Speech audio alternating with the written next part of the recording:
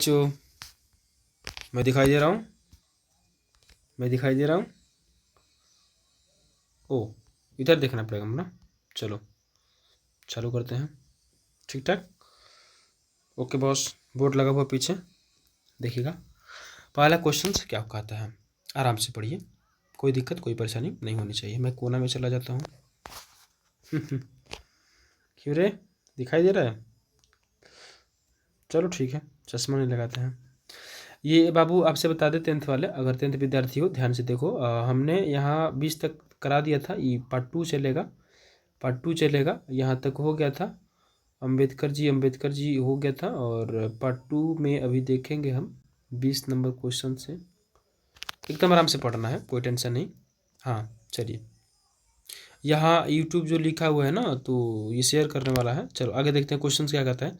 लेखक को इस युग में कहाँ पर विडंबना दिखाई देगी? बाबू लेखक है जातिवाद का, तो जातिवाद पर दिखाई देगा। आगे चलते हैं। डॉक्टर अंबेडकर के बाबूजी का नाम नहीं, माताजी का नाम, ये सब हो चुका था। भीमा भाई, चलिए फटाफट देखते हैं। आराम से देखिएगा सर, कि हमने आपसे कहा कि उनकी माताजी का नाम क्या है, तो भीमा बाई। ठीक है, भीमराव अम्बेडकर, भीमा बाई। आगे चलिए, भीमा लिखिएगा अपना।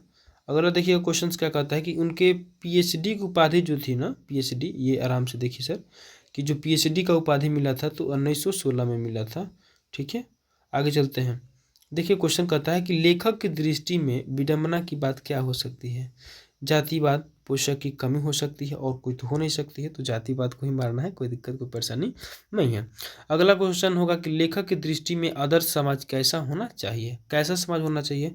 तो उन्होंने कहा कि समाज ऐसा हो जिसमें स्वतंत्रता हो, समानता हो, ठीक है, समानता हो, और भ्रातृत्व का भाव हो, भाई भाई हो, भाईचारे का भाव हो, स्वतंत्रता मिले ना, समानता मिले, भाईचारे का भाव हो, तो ऐसे उन्होंने कहा था। चलिए अगला क्वेश्चन देखते हैं। अगला क्वेश्चन है कि लेखक बेरोजगारी का प्रमुख और प्रत्यक्ष कारण कैसे मानते हैं?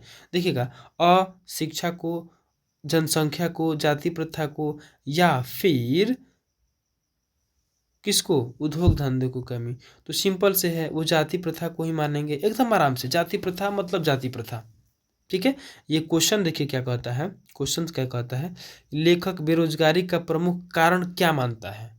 तो वो मानता है जाति प्रथा, अशिक्षा नहीं। अशिक्षा, शिक्षा लीजिएगा तब ना जो अशिक्षा को दूर हो पाएगा। The caste in India, their mechanism, ये सब उनका ही लिखा हुआ है। इसको याद कर लेंगे तो अच्छा रहेगा। भीमराव अंबेडकर जी का जितना भी किताब जो है लिखा हुआ है, वो सारा का सारा आप याद कर लें। आगे चलिए। आर्थिक पहलू से भी जाति प्रथा क्या है? हानिकारक है ना, जाति प्रथा हानिकारक है। आर्थिक आर्थिक पहलू की बात करें, जो उसका इकोनॉमिक स्ट्रक्चर है उस पर बात करें, तो उसके अनुसार भी अगर देखते हैं हम, तो वो हानिकारक हो सकता है, इतना आपको आना चाहिए। चलिए ठीक है, आराम से अगला क्वेश्चन देखते हैं।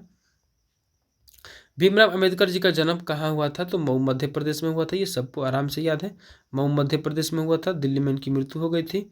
ठीक है, दिल्ली में इनकी मृत्यु हो गई थी। आगे चलिए। अंबेडकर जी ने किसका पत्रिका संपादन किया था? तो संपादन, बहिष्कृत, बहिष्कृत जिसको बोलते हैं, किसका पत्रिका का संपादन किया था? तो बहिष्कृत भारत लिखा हुआ है। इस क्वेश्चन में थोड़ा सा हमको डाउट भी दिखाई दे रहा है सर, क्वेश्चन समझ में भी नहीं आ रहा, देखिएगा ध्यान से। डॉक्टर अंबेडकर ने किस पत्रिका का संपादन किया था? तो भारत उज्ज्वल, भारत उड़ता भारत, बहिष्कृत भारत, पुरस्कृत भारत, तो बहिष्कृत भारत आंसर। आराम से उन्होंने पत्रिका लिखा था। ठीक है, अगला क्वेश्चन देखते हैं सर, आराम से देखेंगे, कोई परेशानी नहीं। और लास्ट क्वेश्चन होगा इस कहाँ नहीं, और थोड़ा सा है। भारतीय संविधान का निर्माता के रूप में हम जानते हैं। सिंपल सा बात है कि भारतीय संविधान की जब बात करती है तो बाबा साहब आ ही जाएंगे, तो बाबा साहब आंसर हो जाएगा। भीमराव अम्बेडकर की बात करें, अच्छी, ठीक है। अगला क्वेश्चन क्या होगा देखिएगा ध्यान से, अंबेडकर जी हैं। अगला क्वेश्चन से नहीं है तो मैं अभी अभी तुरंत चलूँगा, चिंता मत कीजिए। चलिए, अगला 3 पार्ट है। 20 के दांत, ये कहानी मंटू सर की जुबानी भी हो सकती थी, लेकिन जुबानी नहीं होगी। फिलहाल आप इतना समझ लीजिए सर कि 20 के दांत, दांते मत काटना रे भाई, 20 के दांत। चलो ठीक है, डाटा खत्म हो रहा है, सो मैसेज आ रहा है, अपलोड भी कर रहा हूँ पार्ट 1, ठीक ना। ये पार्ट 2 है। 20 के दांत शीर्षक कहानी के कहानीकार कौन है? आराम से समझ लीजिए। आप तो नलिन बिजर शर्मा जी हैं, आपको कौन भूल सकता है महाराज। 20 के दांत खोखा वाला कहानी है, कौन नहीं भूल सकता आपको। 20 के दांत के लेखक कौन है? नलिन बिलोचन शर्मा। अगला क्वेश्चन है गिरधर कौन है, तो आराम से देखिए, गिरधर देखते देखते मरिएगा कि मदन के बाबूजी हैं गिरधर ना, किरानी काम करते थे। मदन ने काशी के कितने दांत तोड़े थे, तो 2 दांत तोड़े थे। आराम से। नलिन बिलोचन शर्मा के माता जी का नाम क्या था, रत्नावती शर्मा, यही है। बड़ी बढ़िया लगती है हमको भी। चलो आपको कैसे लगती है कमेंट में बताइए। थोड़ा सा मेरा कट गया फ़ोन, चलो ला लेते हैं, ठीक है। आगे चलते हैं। देखिए, नलिन बिलोचन शर्मा की कहानियों में किसके तत्व समग्रता में उभर कर आए, राजनीतिक, मनोवैज्ञानिक, या फिर चौथा ऑप्शन में क्या दिया हुआ है, सामाजिक। तो मनोवैज्ञानिक, राजनीतिक, मनो को पढ़ करके वो जो है उसके अनुसार इसमें जो है इमेज किया गया है। आगे चलिए। मोटर कार को किसका खतरा था, तो मोटर खोखा के अलावा और कोई नहीं है, एकलौता चोटा था। एकलौता वाला जो होता है थोड़ा सा परेशान करता है, ठीक है ना। तो ये एकलौता जो है कहानी है, सेन साहब का बेटा है एकलौता। 5 बहनों के बाद इसका ये लाड प्यार जो है थोड़ा सा दुलार भी हो गया था, तो इसमें दिक्कत वाली परेशानी वाली बात होनी चाहिए, ठीक है। आगे चलते हैं। चलिए, अरे कैसे हो गया, कट गया क्या, चलो नहीं कटा है, चलो आगे चलते हैं।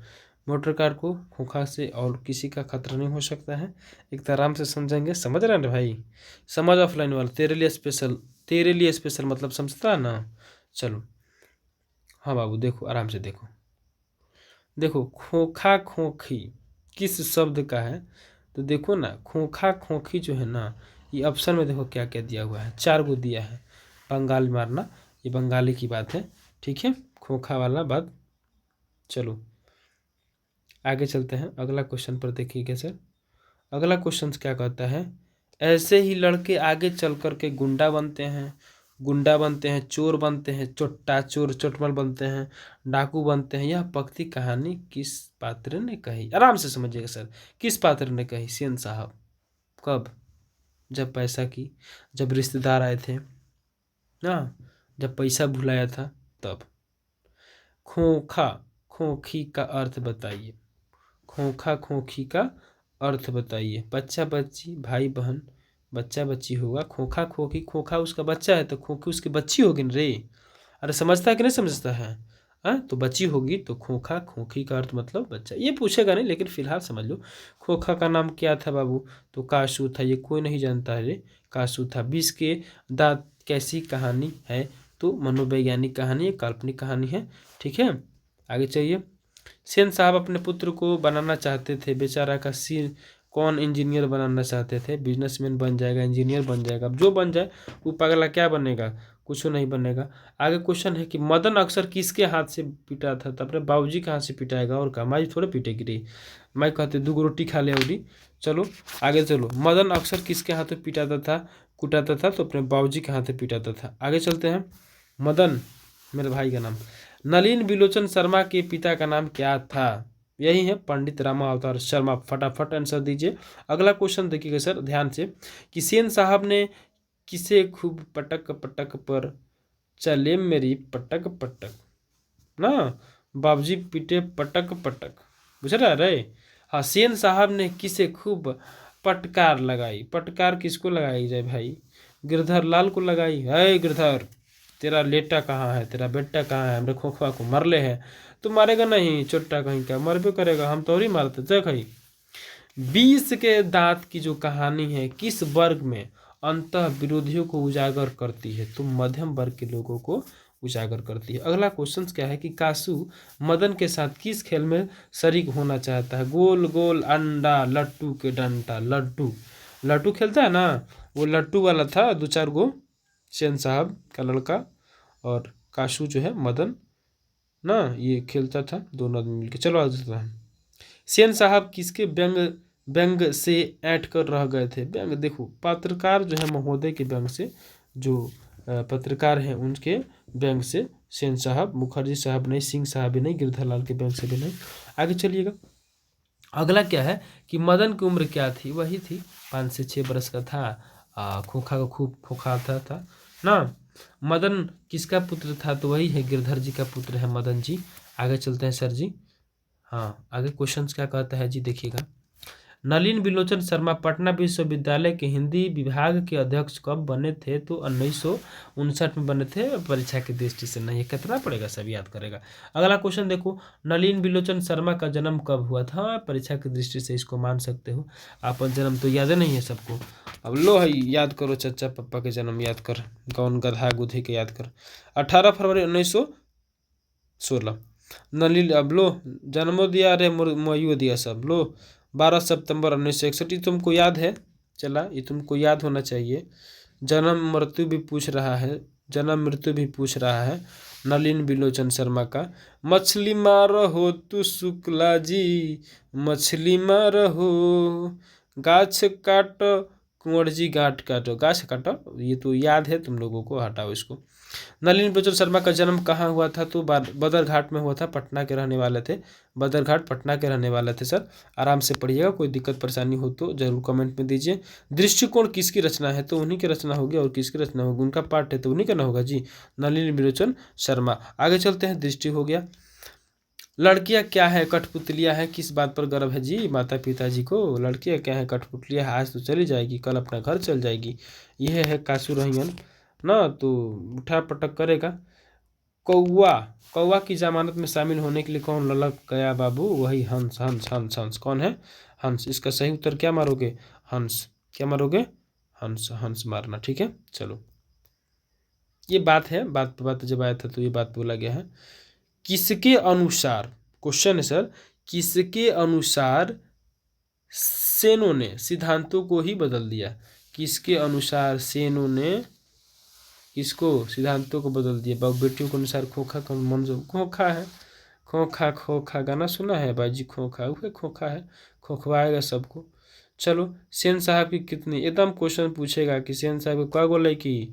5 गो लड़की, एगो लड़का, बेचारा का नाम खोखा, ओकर ओरिजिनल नाम कासू। कासू को करा झगड़लस मदन से, दांत तुरलस मदन, कगो 2 गो के कर कासू के। चलो कहानी आगे बढ़ते हैं, ठीक है, आगे चले सर, चलिए।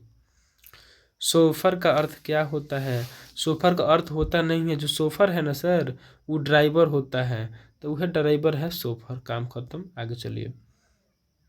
आगे का कार्यक्रम खत्म होगा। फिलहाल आपके लिए एक टिप्स, क्यों डरे, जिंदगी में क्या होगा, कुछ ना होगा तो तजुर्बा होगा। इस पर एक म्यूजिक लगाते हैं तो बड़ा बढ़िया लगता है ना सर, कोई परेशानी नहीं होनी चाहिए। तब तक के लिए गुड बाय।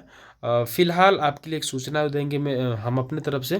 बाबू, आप ऑफलाइन हो या फिर ऑनलाइन हो, घर पे ज़बरदस्त मेहनत करो, कोशिश करो कि हम सारे टॉपिक्स को पढ़ जाएं।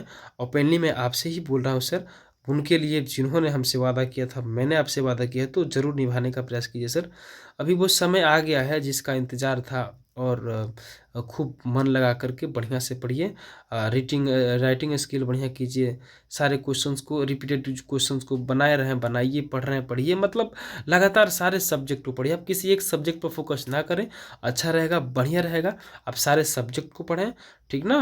और कोशिश, मेरा आशीर्वाद है तुम्हारे साथ, तुम जाओ और रण में जीत के आओ, मैं तुम्हारा इंतज़ार कर रहा हूँ। आप चिंता ना करें, सब कुछ ठीक हो जाएगा, सब कुछ मंगल कार्यक्रम होगा। और हाँ, और अपने सेहत को ज़रूर बना के रखिए बाबू। आप अपने सेहत को नहीं बना के रखिएगा तो कैसे काम चलेगा, आप हमको बता दीजिए। आप अभी आपका तबीयत खराब हो जाएगा, 14 तारीख से परीक्षा है, तो फिर सब कुछ गड़बड़ हो जाएगा। तो थोड़ा खान पान पर भी ध्यान देना है, पढ़ाई पर भी ध्यान देना है, ठीक ना। तो आप आराम से रूटीन बना लीजिए अपना, खाने पीने का, नहाने का ना। कोशिश कीजिएगा कि जो आप लिख रहे हो, आपको फर्स्ट सिटिंग में है तो आप फर्स्ट सिटिंग में ही लिखने का प्रयास करें, सेकंड सिटिंग में हो तो आप सेकंड सिटिंग में ही लिखने का प्रयास करें। रिटन स्किल का जो 3 घंटा का जो समय है आप उसमें व्यस्त करें तो अच्छा रहेगा, ठीक है। तब तक के लिए आप अगला वीडियो का इंतजार कीजिए, ऑब्जेक्टिव आपको दे देंगे, ठीक ना। मस्त रहिए, ज़बरदस्त रहिए, अब जैसे भी पढ़ना है सर आप पढ़िए, पढ़िए पढ़िए, एकमात्र है पढ़ना पड़ेगा, कोई बात नहीं है। मेरा यहाँ thank you, thank you, thank you, okay.